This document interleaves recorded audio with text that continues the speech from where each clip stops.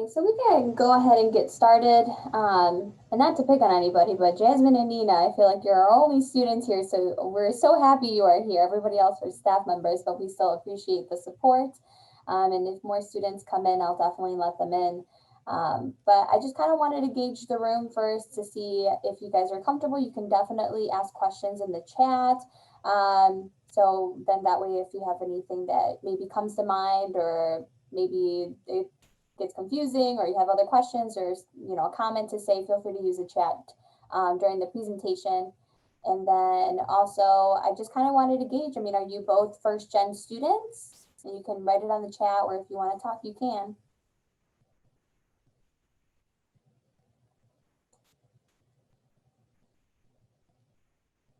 Okay, Jasmine's a first gen student. Awesome. Nina, awesome. And Ashley's coming in. Hello, Ashley, welcome. Hi. Oh, Ashley, are you a first gen student?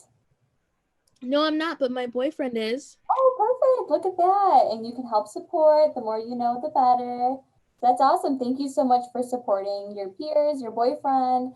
I was just asking Jasmine and Nina as well if they're first gen students, which they are. So thank you so much for coming. Thank you for having me. I'll turn my camera on in just a minute. No problem. All right. So myself and Bianca are going to be presenting today. So Bianca, if you want to go ahead and explain your role, and then I can go ahead after you. Yeah, definitely. Thank you, Melissa. So my name is Bianca Diaz. I am currently the TRIO Upward Bound Advisor at McHenry County, serving Harvard students. So most of my students are first gen. So this is something that I love to talk about, especially hopefully seeing some of my students here. But yeah, so I work for TRIO, McHenry County, and I'm at Harvard. Thank you. And my name is Melissa. For those of you that may not know me, I work in the Student Success Center as a college success coach, along with Megan and Karina. So, we are here to always support our first gen students. We do a whole week of worth of events for you guys in the week of November. It's typically the first week of November. So right now, if you're a first gen student, or if you know a peer or somebody that is a first gen student and they're at MCC, make sure that they can come by, grab some freebies, because we are giving away some free giveaways this week. So we won't be open tomorrow, but we will be here Wednesday and Thursday if you wanted to do that. And we can always set up some arrangements as well if you are not able to make it onto campus for whatever reason. We are flexible. So I know we got some new people. Hi, Karen. Hi, Far. Hi. So we did try to make this presentation. Hello. Hello.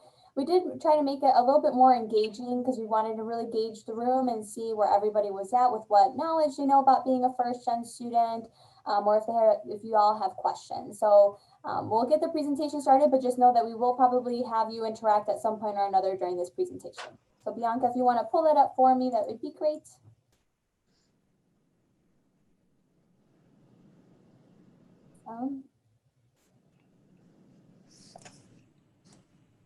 Okay. Okay, so just starting out, we titled our presentation, First Generation, Am I or Am I Not? So we're going to talk about what even is a first gen, is that me, is that not me?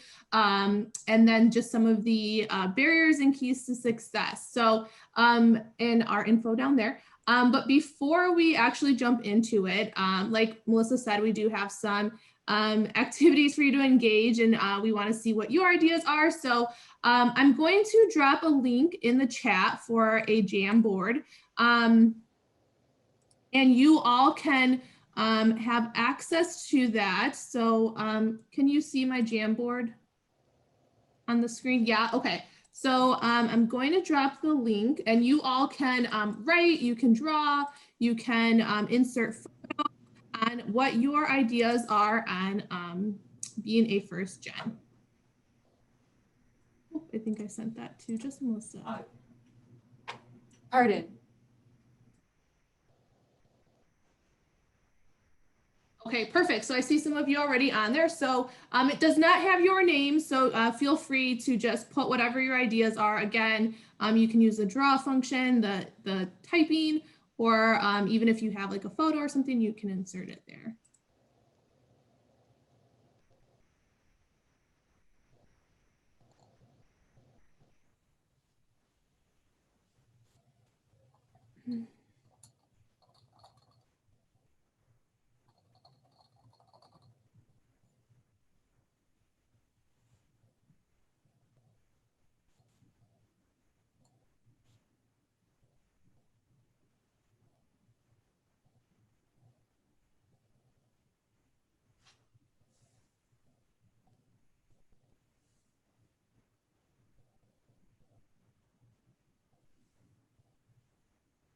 I'm loving the talent here.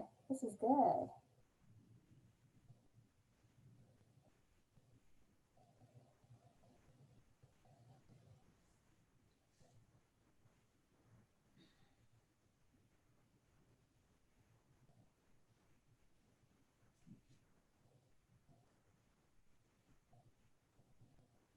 Like you said, this could be anything. So anything that you have to mind, or even questions that you may have, feel free to just put them in there.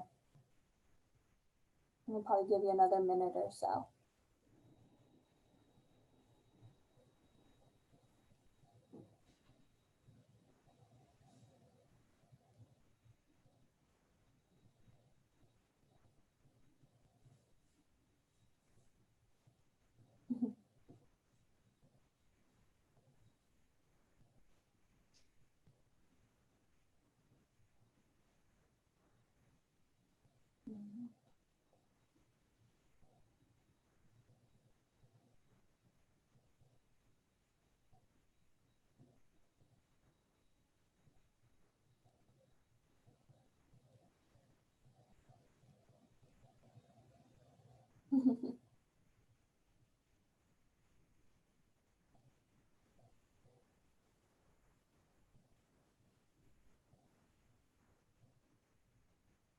Feel free to keep putting some more pictures in here as we kind of continue in the next slide. So Bianca, do you want to go ahead with the next slide just to kind of define what that means? Yes. So am I a first generation student? So a first generation college student is defined as a student whose parents or legal guardians have not completed a bachelor's degree. This means that you would be the first person in your family to attend a four-year college university to obtain a bachelor's degree.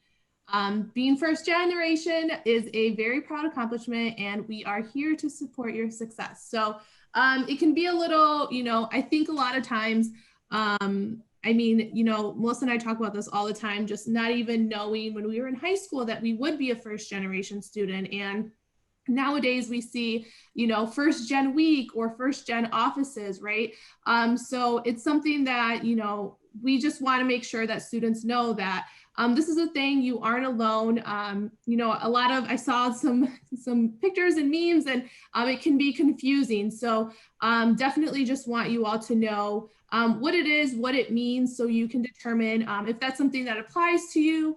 And knowing that, these events like we're doing now, or offices, they're there to support specifically students like you who, may not have parents who have the experience or the knowledge on how college works. And so that way you can reach out, make connections for those additional resources.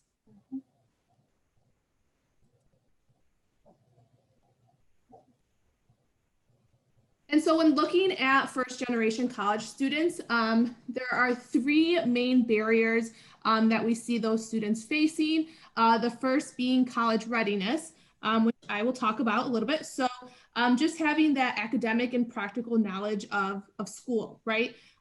So a lot of times these first generation students and families are just unfamiliar with the ways how to prepare for college or even get to college, right? And taking advantage of all of these support systems that are here for you, right? So starting off just at the basic, if we see a lot of first generation college students coming from low performing schools. So Schools that maybe don't have a lot of resources, they have lower test scores at times. And even if they have advanced courses, a lot of times we have these first generation students not even knowing that those are things that they should be pursuing to help them better prepare for when they are in college, right? So just starting off with the academic portion, whether your school has, do they offer you free SAT tutoring, right? So that way you can test well and have those great test scores that open doors to scholarships and different programs and such like that. Or even knowing, free resources that are available online. I know I've worked with students who don't even know what the SAT is. Why am I even doing this, right? So those are some of the academic things that we see that kind of contribute to a barrier for those first generation college students. The second part of that is practical knowledge. How do you pick a school? Should you even go to school? How am I going to pay for school? What do I even want to do with my life, right? If you don't have that knowledge and you don't have parents who have that knowledge, it could be scary and overwhelming. And how do I even begin? We talk a lot about ourselves as high school students, just knowing that school is important. I want to go to school, but I don't even know what I want to do. I don't even know where to start. What kind of school should I go to? We specifically talk about thinking that community college is just not the good thing to do, right? And this notion that it's less than, but especially for these first generation students, it's really important to know that it's a great first step, especially as a first gen who the whole process itself seems very overwhelming and foreign to you and your family. And just having, smaller settings where we can do things like this first gen week to talk about some of these barriers. And so specifically, I don't know what I want to do. How do I pick a program? How do I pick a school? Knowing that, certain schools have better programs for different areas that you would like to go in, and knowing what a major is. Karina, I think a couple of weeks ago did a presentation, how major is my major? Knowing that it's okay, people change their majors all of the time. All of those things that we know now after going through the whole process, right? That a lot of first generation students don't know and don't have peers or parents to talk to them about those things. And just overall the process, how do I even get here? What's the point? How do I pay for it? All of those things. So now, Melissa, if you want to go ahead and talk about the second barrier we have. Definitely, thank you. So the second one is the familial support. And I think, this is important, especially as a first gen student. A lot of the times first gen students are coming in kind of blindsided, right? You're not coming in with the experience that maybe your parents might have had if they did go to college, and they're giving you that knowledge of like, well, you go to the registration office to pay for your classes. You go to financial aid for your financial aid. You go to the academic advising office to pick your classes and to register. So sometimes you don't come with this link with the knowledge or knowing the lingo of just higher education in general. And, people, first gen students can come in really confused. And that really just also can come with just the lack of experience that maybe your parents didn't really have because they didn't go to a community college or a four-year college or get a degree. But then sometimes it also can be just the support in general. Sometimes our first gen students, from when I've worked with our first gen students, even just with all my own experiences, the parents want to support us, but they just don't know how. So really trying to get, education to the parents of how to best support their students is really important. But then also it's kind of hard for students to explain almost everything to their parents about what's happening in the first couple years of education until they finally get what is supposed to be happening. And me and Bianca always talk about our experiences like this, and maybe some of y'all have maybe seen this or experienced it yourself, but it's a pretty tricky avenue to kind of really get familiar with. So if you don't have that prior knowledge or your parents don't come in with some of that knowledge, it can be a lot more difficult. The other thing too is that, especially with our parents, sometimes they may not know, like they just know that education is important, but they don't know exactly how to best provide the best advice with that, right? So sometimes we're noticing that a lot of our first gen students don't really come in with AP or dual credit, whereas a lot of our, second generation or third generation students come in with just more excelled credits already kind of starting like a pretty good pathway into college and almost even saving themselves a semester or two. And then just really just the knowledge of how to navigate this process, right? And the other thing too that I've seen with some parents is just the unwillingness to be supportive, right? Sometimes they're just okay, well, you're going to school, that's what you want to do. Sometimes I've seen parents also just with the area of like, we really need support within the financial, which I know Bianca's going to hit this too, but with just the financial resources. And, we really want you to be more focused on getting us money to help the family, especially in collectivist families, versus going to school. So, that can really be a hard position to be as a first gen student. And, I've even seen it to the point where sometimes parents may even feel like a student may come off as arrogant or may be offensive if a student is getting a higher education and they're coming back with their parents of just like, well, you think you're better than me, and it's just an array of different things, right?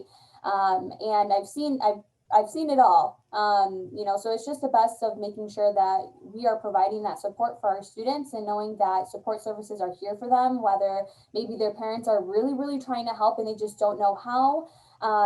We are here to also help educate the parents to just make sure that they're being a support for their students, because that's important, right? You always need a lot of different people in your corner, because, maybe myself or maybe somebody else may not always be readily available, but maybe somebody else can provide some additional advice or support to make sure that you're still on track, that you are, still motivated to be here.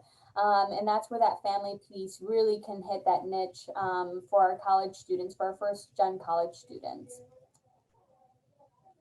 I have a question. Yeah, of course, Ashley. Okay, so like I was saying at the beginning, my boyfriend is a first gen student, and you hit home with the familial support aspect of the barrier, because I feel sometimes as though like I'm the only one, who's helping him register for classes, who's telling him, hey, this is what you need to do, and this is where you need to go, and I'm really guiding him. And a lot of the times it takes up a lot of my time and it stresses me out. And sometimes I feel like a parent, and I don't want to be a parent. I'm 19. So, I just want to know, where can I direct him to not always, if he wants to do this, I think he's going to need more than just me. And if he can't do this with me and his parents, like, where do I place him, or where do I put him for help? Yeah, Can I just interject, Ashley? I totally respect you. And what I just heard makes me love you even more. Because when I was your age, I was just expected to go to college, but my parents didn't give us guidance. We went to the high school guidance counselor and they said, well, what do you like to do? There was no like tests of, and it's like, for God's sake, I started college when I was 17. I didn't know. And then I dropped out and I felt so bad. So consequently, I'm almost 60 years old, coming back at least to get an associate's degree. So although it's taken up a lot of your time and you feel like a mom, what I have come to understand from my children's friends from the community are your boyfriend is not alone. And if you can support him, do as much as you can, because the boost that you're going to give him, it's going to go on for generations. So I love that you're saying, how do I teach him to reach out even further? But don't let that stop you, because you may be the only thing between him and getting a degree, and it is so important. I'm very proud of you. You're like my little daughter. I love you. Thank you, Karen. We see each other every session. We really, he's always complimenting me. Well, you know why? Because you're wise beyond your years, Ashley. Thank you. And even just taking watching a free seminar like this, Mhm. no knowledge is ever going to hurt you. So I'm very proud of you. Tell your mom I'm proud of you. Thank you. Thank you. I will. And Ashley, I'm going to echo a lot of what Karen said. We're so that's awesome that you're helping him and that you're here, like, just to provide yourself with more knowledge to best support him. And I think you came to the right spot because, we are here, a lot of us here, actually half of us are probably student support services here, meaning that we are here to help you guys, making sure that you're reaching the end zone.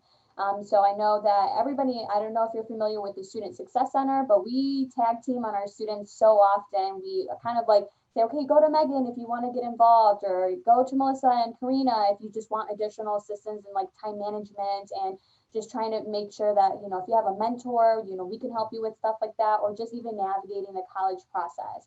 And especially if we're coming from a diverse multicultural background, we got Franklin here also to help us out and to make sure to know that we are all in this together, right? Because a lot of our first gen students do come from a multicultural background, and we're just kind of unaware of how things are working, especially if our parents never really experienced something like that. So a lot of the times our peers, a lot of the students here are kind of working with each other to say, oh, you haven't done something like this? Here, I'll show you the ropes to things. And that's kind of how our vision has been for the Student Success Center. But honestly, send him our way. I think Karina might have put something in the chat here. So we are here to help you. She put her email in there and also her phone number. So feel free to get in touch with us with him. Thank you, Karina. Thank you, you guys. I just know that he can't do it. I can't do it by myself, and he can't do it by himself. It's a lot of pressure for you, and you have your own things too, but a lot of times it's just referral, like, hey, you know what, I have stuff going on, but I met one of the success coaches and they seem really knowledgeable. A lot of times it's just supporting students and being like, hey, no, that's a fair question.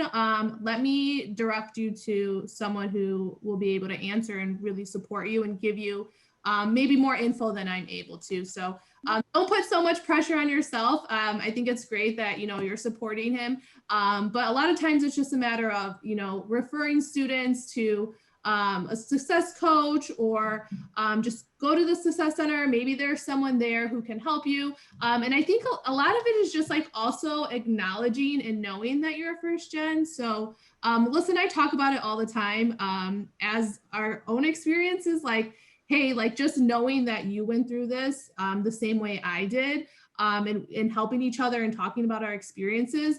That's another big support system, is just having other students that you can talk to about not knowing what the heck is going on sometimes, Right. Well, thank you so much. Definitely.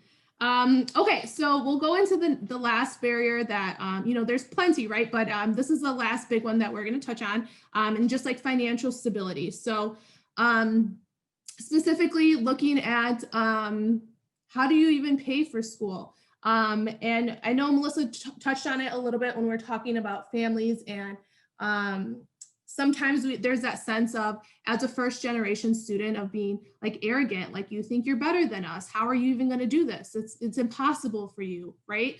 That is like a big factor. And kind of that idea of, well, you're going to go accumulate all this debt, and for what? Like, all of these things that, I can tell you firsthand, I experienced it. And I still hear people in my family telling me that, things of that nature, being the only one who went to school, right?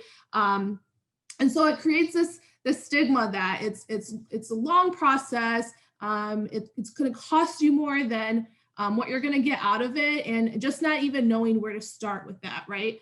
So I work with high school students, and I have students who don't even know that there's FAFSA, right? If you don't have anyone who's ever gone to school, and you go to a family member who's ever gotten a degree, and you go to a school where the counselors are responsible for 200 students, right? You don't have people telling you these things. And even if they do tell you, we know that when we're 16 and 17, do we always remember all of these things that people tell us? No, we think we know everything, we're invincible, right? So having, being in a school or having a support system that is repeating these things for you that are so important, but that a lot of times we miss because we're young, we think we have all the time in the world, right? And we just don't know. So I've worked with students who just don't even know what FAFSA is, and they say, I don't know, I have to say, like, my parents don't have a trust fund, so I can't go to school. And just knowing that as a first generation student, there's a lot of, holes, and we need to be really supporting students and letting them know that these things exist, right? So whether it be financial aid, scholarships, having parents who are willing to share their tax documents with you for you to even file FAFSA, right? Those can create all barriers. So, excuse me. I've worked with students who their parents are, here's my tax stuff, take it, go do whatever you have to do. And then I had, specifically my mom, when I was trying to do my FAFSA, like, hold on, like, what are you even doing? Why do you want all my info? What's going on? Like, just creating, again, just a barrier, right? Because unfortunately she didn't know, right? She didn't know that those things were necessary. So that can create a barrier as well, just like not even knowing how you're going to pay for school, but also having living at home, right? We know a lot of first generation students work, right? Maybe you're contributing to the household, whether it's you're buying groceries, you're paying bills, all of those things. And so you feel that internal conflict of, am I going to work my full 40 hours and be super busy, and I'm not going to do my homework assignments? And so you have that conflict where we see parents where they're, why are you going to school? You're wasting your time. You should be going out there making money, contributing to the household, right? And so we know that, it has to be a balance, right? But that can be super difficult when you have a first generation student and you have a family who may not understand the importance of, maybe taking off, having a smaller set schedule, so that way you can work on school and you're staying on top of your things. And so we know that if we have students who have families that heavily rely on their income, it's going to take away the time that they're spending on their education. So those are just the three big ones that we often see or that we experienced. But we have on that second Jamboard, if you hit on the top, that next slide, we're looking for what did we miss? Are there things that maybe you as a first generation student see as a really big barrier to your education, or that you've seen, maybe your peers face?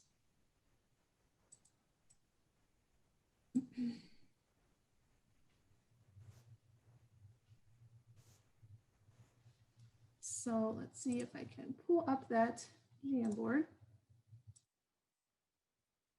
Oh, wow, we got some good work. Let's see.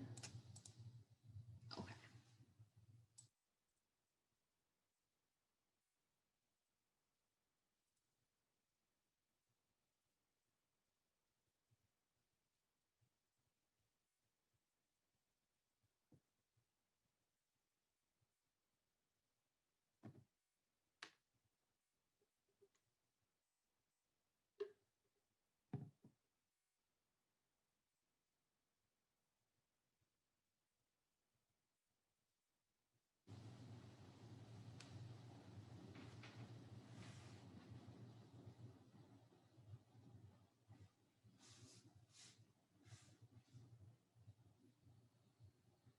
Perfect. Yeah, some of the things that we've already kind of touched on, like FAFSA, it's big. We hear how important it is, but if we don't know exactly, I mean, I have students who say, I know I have to fill out the FAFSA, but I don't really know why. Or just knowing the difference between, grant money and loans and subsidized versus unsubsidized. You can go to presentations or look at, info online. But that can still be, confusing and overwhelming, even when you have someone tell it to you just one time, right? Yeah, and then also the lack of emotional support. I think that's a big one, and that really does hit home because, you know, especially for our more maybe traditional, or maybe even our more, or even our non-traditional, starting the college process is difficult. You know, it's emotionally, it could be emotionally draining if you're balancing a lot of different things. And sometimes not knowing who to go to talk to can be a lot too. So knowing that we also have support systems for that in the school. You have the college success coaches. We also have the director of crisis and prevention that can also refer you to external resources outside of MCC. So, you know, really making sure that if that's some of the feelings, you know, just the lack of emotional support and you're looking for more support within the emotional aspect, we have that here too. You know, we're definitely very happy to refer and to also just, you know, hear you out. And sometimes that's all it takes, just to listen, right? To know what's going on and to let you vent. And, you know, sometimes you start to really feel like, oh, okay, well, you know, I know that it's going to be hard because I've had so many like first year students and just say, well, you know, does it ever get easier? And it's like, it's hard work, but, you know, I think, you know, the more that you really get accustomed to just what the navigation process looks like, and as soon as you get used to just being in class and navigating your time a little bit more effortlessly, you know, you start to really get the ball rolling here. So, you know, definitely know that there's resources for that.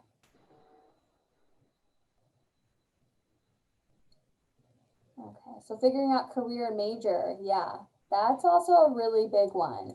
And you're not alone, right? So I think that's probably one of the biggest barriers that a lot of our students can either say like, well, I'm in it or I'm not, because if you are kind of stuck on just between careers, or maybe you're like, I have too many options, it can feel overwhelming.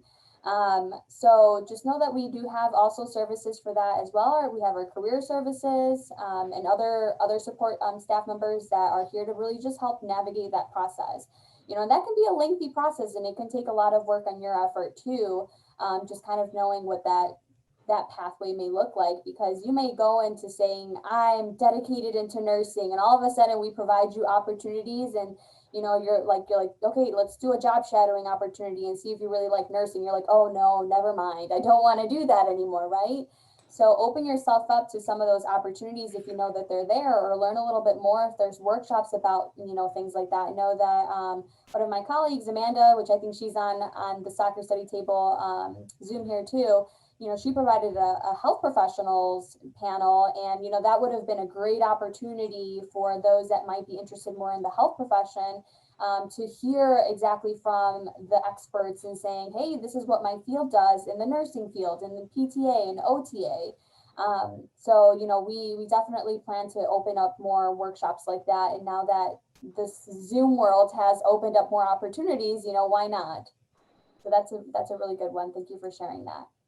Yeah, I think a lot of students get this notion too, well, school costs a lot of money, and if I don't have a solid plan of what I plan to study, what I plan to do with my future, I'm wasting time and I'm wasting money. But that's not really the case, right? We know that you have gen eds and you can take electives and really explore your interests. Like I have students who are very set on going into, you know, science, and then they took a science class and they're like, okay, nope, well, now I know that that's not for me. And I think it's a lot of just taking these classes and giving yourself an opportunity to explore different things that you maybe had never even heard of. So, you know, I went into undergrad very solid in law enforcement, and now I'm in higher ed. You know, you just never know, and it wasn't a waste of time at all. I've always been able to connect all the things that I've learned. So don't ever feel or let people tell you that you're wasting your time, you're wasting your money, because it's an experience. And I think no matter what, you can definitely be super set or not know at all, and you give it a semester or two and you could be completely on the other side. And it's all about giving yourself the chance to explore. So I'm just replying to Nina. This will be recorded, Nina, so I can go ahead and send this to you. I actually have your email, so I'll send this to you once we're done. Okay, so I'm seeing two divorced parents. So maybe one parent's more supportive than the other, or, you know, financial aid and things change, right? So even knowing that, you know, there's that option, if you have things in your life that change, you can go to financial aid and talk about those things and see what your options are, for sure. And I think also Just the emotional toll that maybe divorce takes on you, right? It can be a lot to handle, and you know, reaching out to crisis and intervention and getting some help, or even you know, we know specifically a lot of our students, they just need a vent sometimes, just need to let it out, and for us to say that is fair that you're feeling that, or talk about our experiences with the same feelings and experiences. So yeah, that's huge. yeah, and I think we understand it, you know, and sometimes like when you're kind of settling with those feelings, it can feel very heavy, right? So really talking to somebody, like, we are going to tell you, we understand life happens, you know, it happens to every single one of us. And I think in that moment when you're deciding of something, you know, something drastic has happened in my life and I'm really trying to choose what is more important for me right now, you know, it's really good to really talk to a staff member so you know you have all you can make an informed decision, right? So you want to have all the information for you to have an informed decision of what would be the best option for you. Go ahead, Karen. Not only that, just before this meeting, I had scheduled a meeting with my dean because although I don't work, I'm very fortunate. My husband has a decent job. But I am super struggling this semester trying to balance 27 hours a week of internship plus 5 classes. And I did sit down and talk to my dean, and there are so many options for people. It's not all black and white, what everyone thinks it is. You know, it's not that clear cut. You know, I mean, I've had people walk by me in front of the house and say, oh, my daughter goes to MCC and she's having trouble. I'm like, oh, for God's sake, have her talk to her department head if she's not comfortable with her teacher, you know, especially at MCC, truly. I mean, everyone's there for our success, I believe. Yeah, I would agree. Thank you so much, Karen, for sharing that. All right. I also have something. Oh, go ahead. Yeah, go ahead, Ashley. So I'm a true believer in school, you know, going out, reaching to people, you know, talking to people, finding out your options and, you know, trying to succeed. So let's say you're dealing with a first gen student, and in my mentality is go to school, get a job, be set. What if they don't like it? What if they don't want to do school anymore? What if they're trying to do something else? Is that okay? Like, how do you support somebody who doesn't want to who isn't following the same path as you? Yeah, that's totally fair. I think there's a lot of people who, you know, school's not the best for them, or timing. I think there's a lot of pressure for us to, again, at 17, be highly motivated to continue our education and be personally responsible for attending classes, getting financial aid situated, all of that stuff. So sometimes people just need a break, and that's totally fair. Or even just not doing the traditional route for school, right? There are still options, and I just looking at, we know the numbers for the what kind of salaries you're getting if you're you just have a high school diploma, right? We know that in order, there are definitely other options, right? So whether it's doing maybe an apprenticeship, or getting some type of certificate, just something to give you an edge, so that way when you're out there on the job hunt, you're giving yourself you know, just a little bit more edge over, you know, some of the other people who may also not have gone to a traditional 4-year or gotten an associate's degree. So no, I definitely think it's all about perspective and giving people, you know, what they need. It's not always the right time for everyone.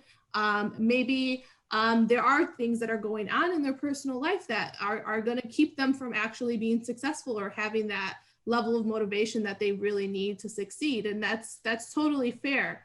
Or just even knowing, right? Knowing that there are apprenticeships, or that you can do something like the fast track and get a certificate and do those things. So it's important too to maybe say, okay, so school's not for you. Why don't you still go talk to the career coach and see what other options you have? If you still want to be doing something, but you just don't like traditional school. So I think a lot of times even knowing that there are those other options, right? We don't know that.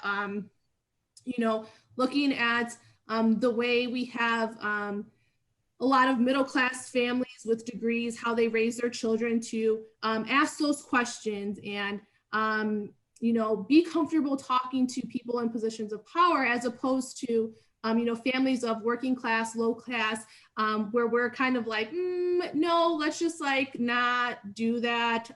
We're laying low, or that's just not something that we do, right? That contributes to whether students are actually seeking out those extra support systems. So a lot of times it's just kind of telling you guys, like, it's okay to be asking these questions or to not know.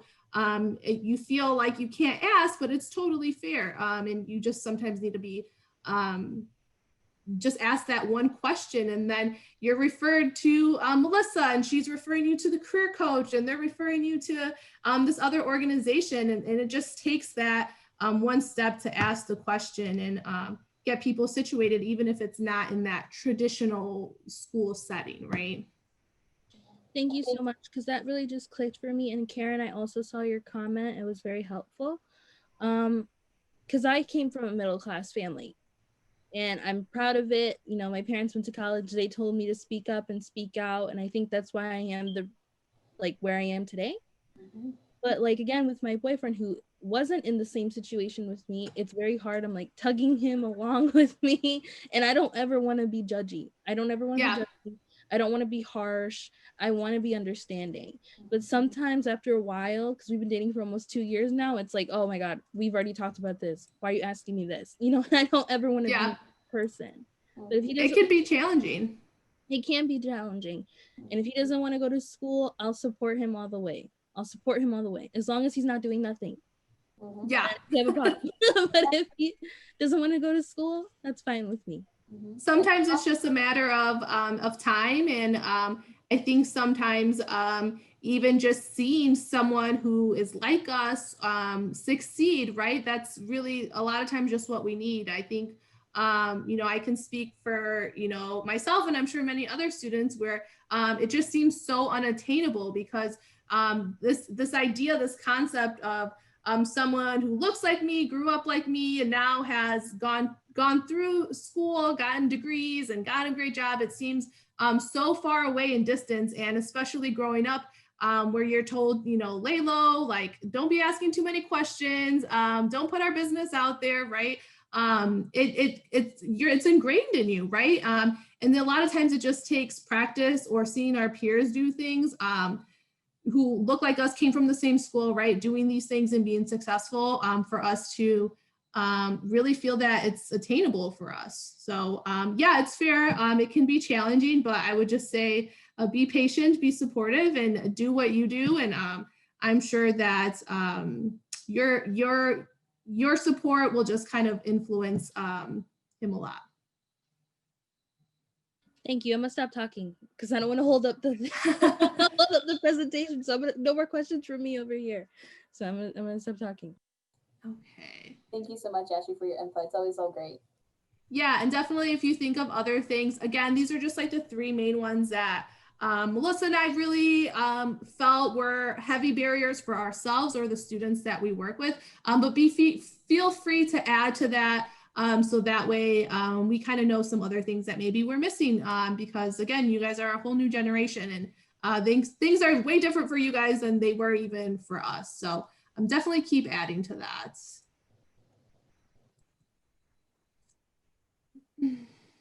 Okay, so some of the keys to success, some of our favorite things to kind of, I don't know why this is doing this.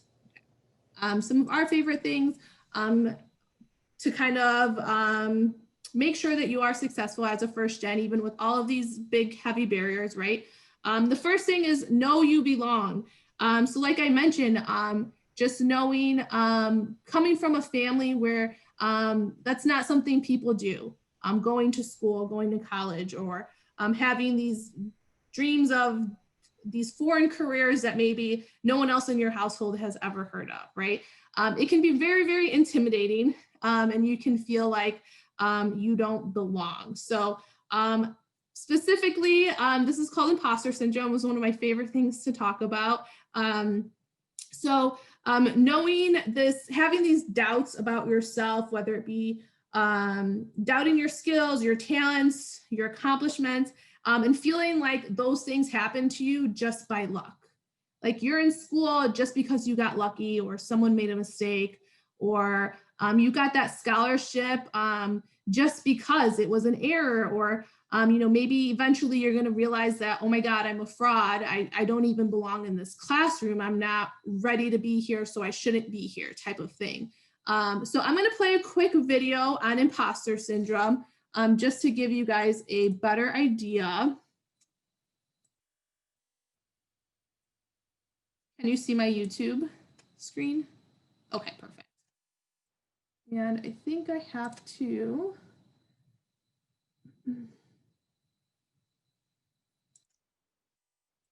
Hi, I'm Carolyn Thomas. I'm the Dean and Vice Provost for Undergraduate Education here at UC Davis, and I'm a professor of American Studies. I'm also a first-generation college graduate.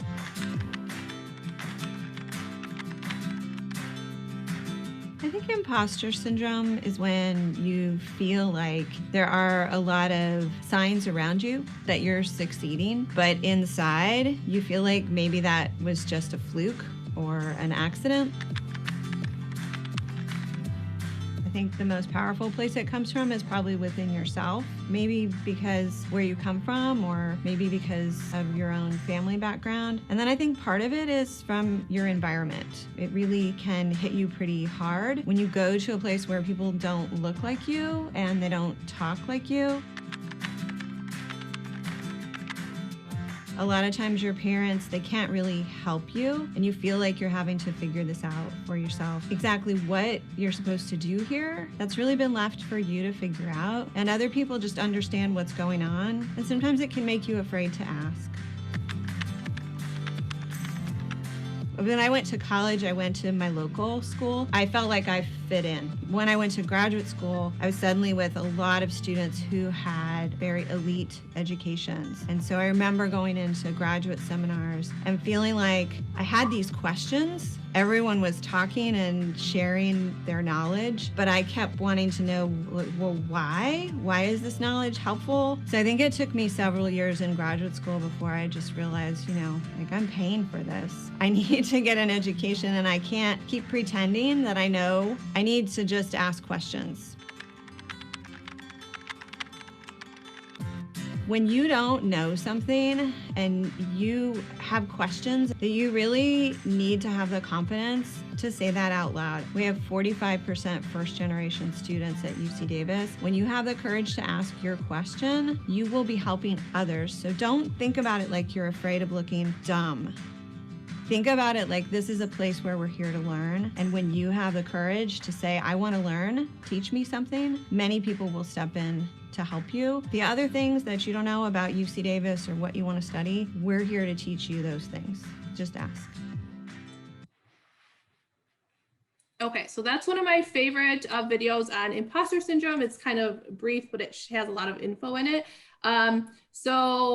Feel free, you don't have to participate, but how many of you have ever had that feeling that she just described?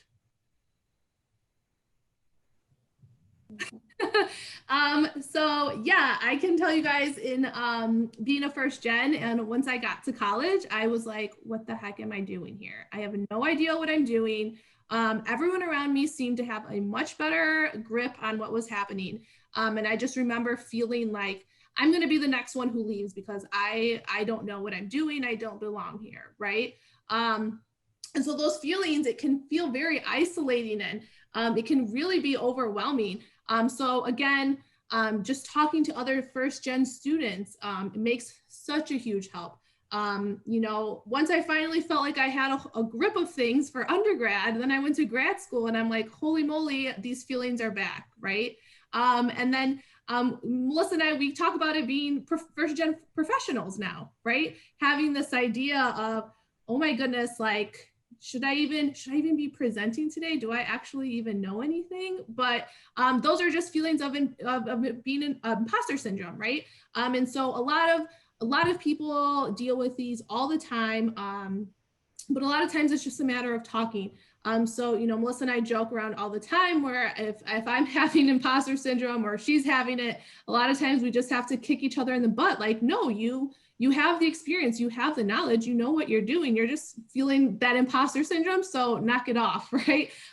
Because it can feel like if you don't know, see anyone who looks like you or came from where you come from, it can feel like I don't belong here, right? Or I'm not good enough to be here because people like me don't get into these positions or go to these type of schools.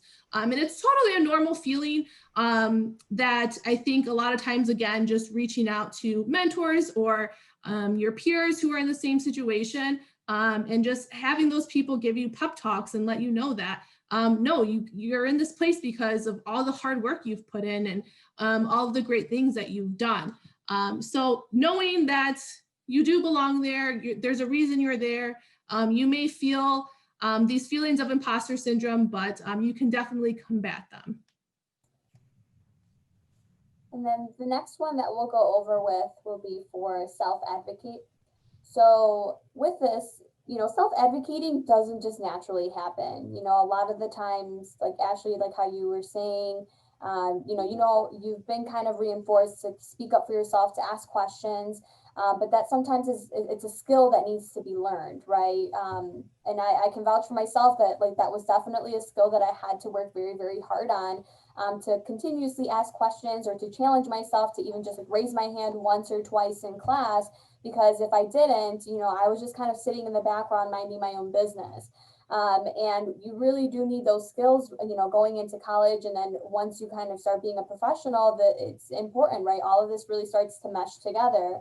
And some of the things that you can really do for self-advocacy in the college aspect is, knowing if maybe there's accommodations that you need in the classroom for you to be successful. Myself being a first generation student with English as a second language, you probably would have never imagined, but I have the most difficulty with, reading and writing English, right? Even sometimes speaking it, it's a little bit more difficult for me too, because, we process things differently. And, growing up knowing how to read, write, and speak in Spanish, it's a whole different language than English. And, I have always struggled with English. And if I would have known that these were some of the accommodations that I can get just because English was my second language, I think that would have definitely helped me out a lot in my English courses, in my speech courses, or even just in courses that I had to write big papers on, right?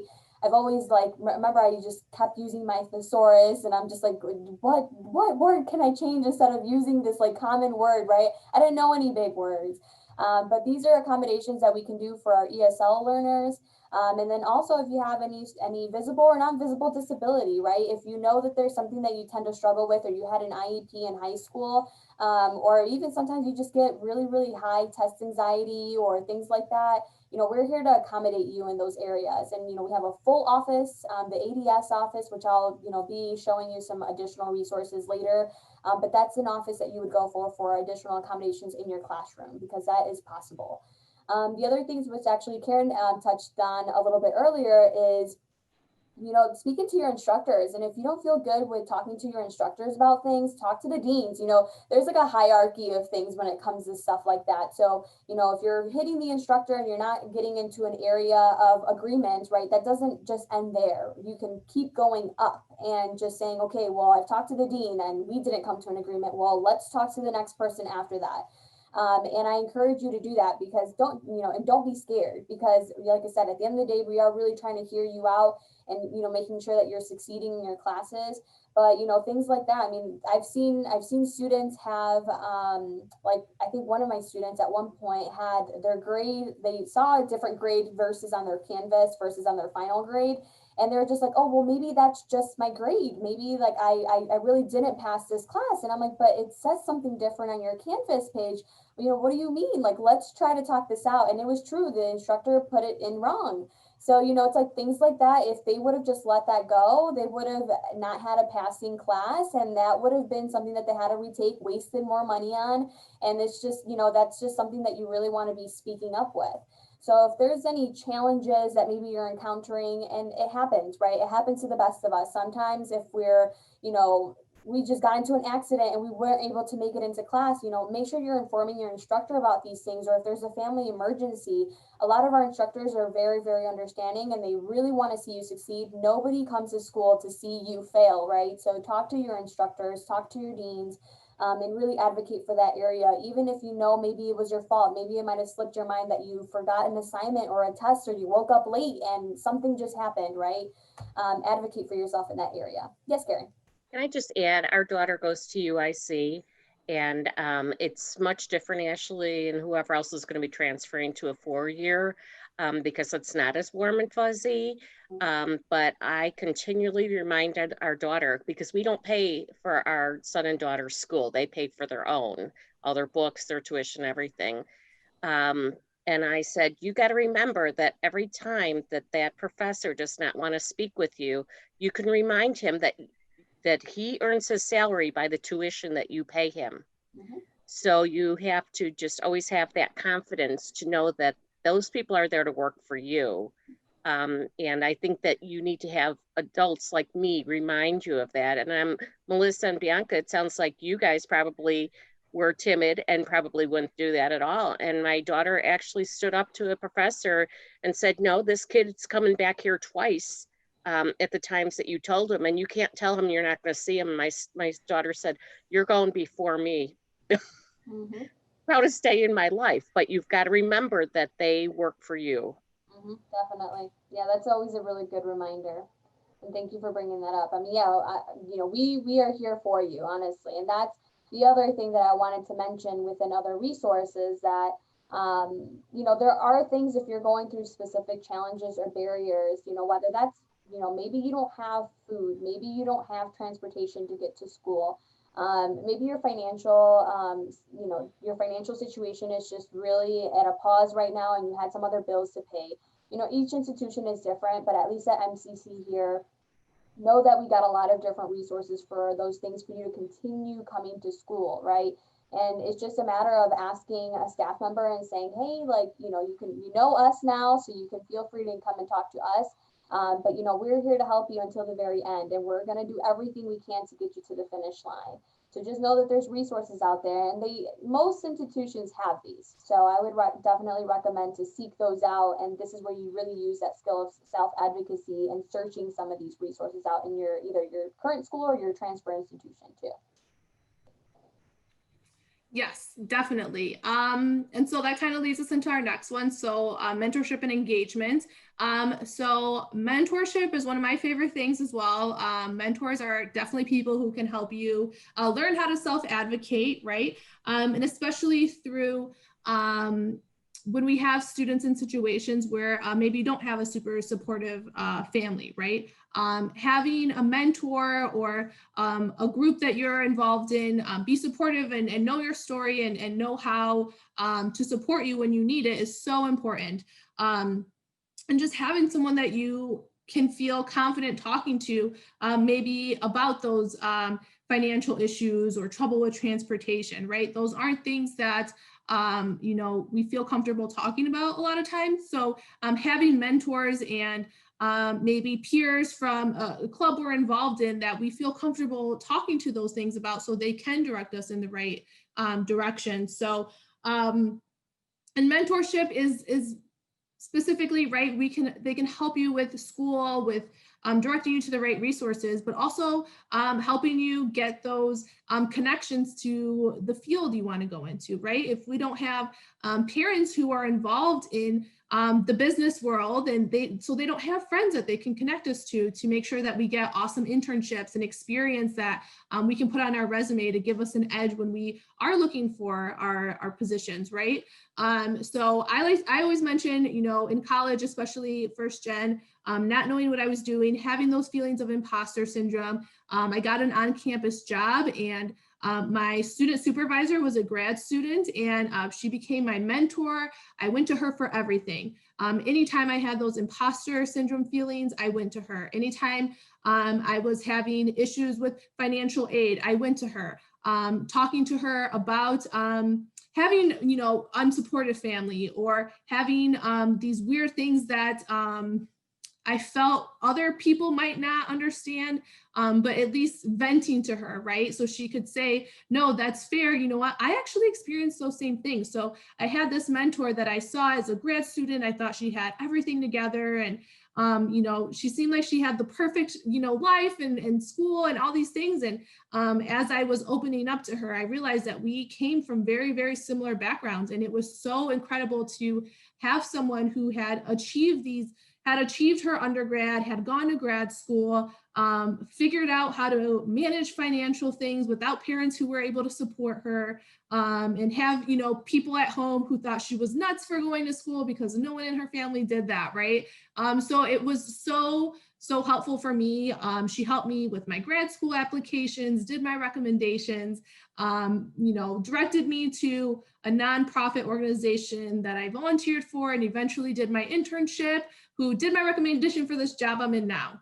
So like I said, a lot of times it's just opening up and saying, hey, I don't know what's going on. I have a question, and it just, it snowballs into all of these great things that, you know, you can get connected with and help support you and feel like, okay, I have people who are on my team who, you know, maybe if it's not even my family, I still have other people that I know I can go to and talk about these things, and who can direct me, or like, you know, just let me vent and tell me that it's fair that I feel these things, and maybe they experience it as well. And I can then, you know, see, oh my goodness, someone who comes from a place like me, who looks like me, who sounds like me, who has these same experiences, if they can do it, I can too. So whether that be getting into the mentorship program at MCC, or joining a student organization where you have an advisor, or you have maybe someone who's a year ahead of you, they can talk to you about those things and help you and support you the way that you need to be, right? Yeah, and thank you so much for touching on that, Bianca. Yeah, so for those of you that don't know, you know, we do have a mentoring program here at MCC where we pair you up with an instructor or a faculty member that is typically within the same realm of like maybe the field of interest that you're in, or if you're open to just kind of learning about different things. You know, it never hurts to have somebody, you know, supporting you and your process through this educational journey. So if that's something that you're interested in, please feel free to reach out to me. I'm going to put my email in the chat if you want to know more about that. Because I think it's really, the students who have been involved have actually given me some great feedback of just like, you know, this is amazing. I've never thought that an experience like this would happen, because it really is nice, you know, when you have one person who might have connection to, you know, 10 other people in that field and can really provide you some of those professional experiences. So, you know, really get yourself familiarized with your instructors that you have in your class, and, you know, have a conversation with them. They're not scary people. You know, talk to the staff member too. And that kind of leads me up to your, to my last point here is just, you know, familiarize with the people that work at your school, right? Because they're going to be the ones that are going to help guide you into the resources that you need. So the more that you know, you can end up bringing your friend over, and I can't even tell you the amount of times that this has happened to me where I work with a student and they're like, hey, my friend so-and-so actually needs help with this because I know you helped me with it. You know, and that's how we get our referrals, and that's how students start to feel like, okay, I belong here. Something's working. It's, you know, flowing now. I'm not feeling as stuck as maybe as I was before, because at the end of the day, we offer so many support systems, so many support services that I don't even think students are fully aware of what we have. So, you know, we have a whole list coming up, and honestly, this is even probably partially of the list. Like, we still have a lot more on top of it, and just even to go diving into programs that we offer for our students is an even longer list. You know, so get to know us, let us know what we can offer you just based on what you're going through and your experiences. So Bianca, if you don't mind moving it to the next one. And like I said, I'll briefly go over it, but I think these are just going to be more of our major campus resources here at MCC. So we got our Student Success Center, which hosts the multicultural fair, success coaches, and student life. If you want to get involved, this is typically non-pandemic time. Like, this is the fun office, right? Like, this is where you go and you get involved and you can meet other peers that are involved. Or even if you're just trying to relax and do homework, even though sometimes it's not a relaxing environment, except for now, this would be the area to go for the Student Success Center. We We also have our career services, crisis and prevention, advising, and then their trio upward bound, so these are other extended services that we offer you for emotional support, career counseling, whether you need some additional help with registering for classes and things like that. And then trio upward bound, if you're not familiar with that, Bianca is in that current position working with our high school students and just transitioning them into the college process, because that's just, something that not a lot of students are very familiar with, especially if they're coming from lower income communities.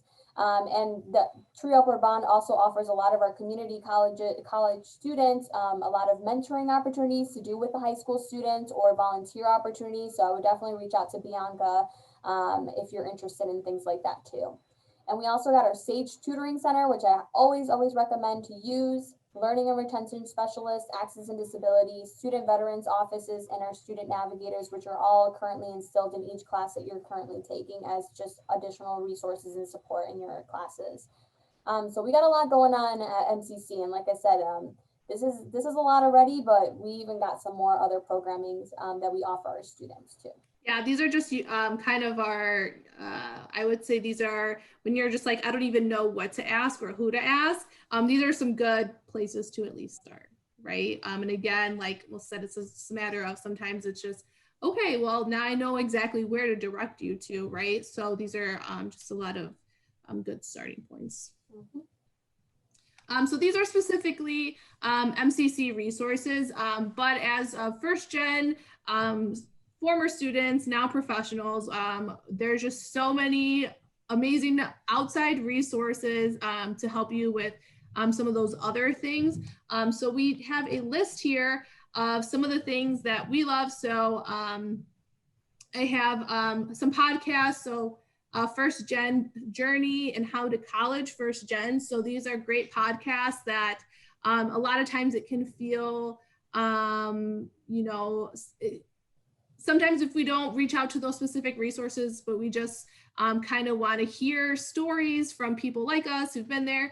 These are some of the great things. A lot of times I can feel overwhelmed or discouraged, and I'll listen to First Gen Journey and hear people talk about those experiences and how they've overcome it and the great accomplishments they've made. And it just makes me feel so much better and feeling motivated to continue doing, whatever it is that I'm working on. Some of our favorite Instagram, right? So sometimes I just need a corny, inspirational, like little blurb, right? And knowing that this is a thing. So here are some of the ones that we follow and that we like the content that they're putting out, whether it be outside resources or just, talking about validating what we're feeling as first gen. Those are our favorites. And then there are these 2 documentaries that we have listed on the bottom as well that talk about being a first generation. So, there's resources on campus. There's people who are willing to help you, but there's just like whole communities on social media and doing podcasts and talking about these things. And, when I was, in high school going into college, I just don't remember it ever being a thing.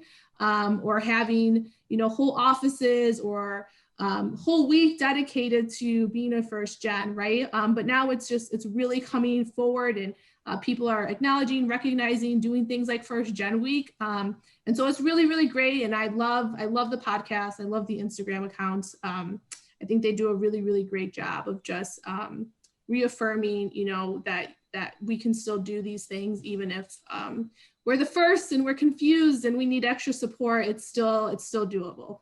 Mm-hmm. And both of those documentaries are actually available to watch on YouTube too. So you can just type it in and they're available there. So what questions do y'all have? Any questions, comments?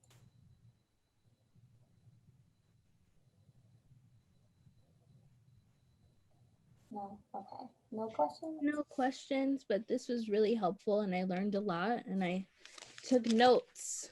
And I'm gonna relate all this to my boyfriend. His name is Mario. You guys see him? He's kind of like tall. But just say hi. Just say hi to anyone you see. Bring him over to the Student Success Center.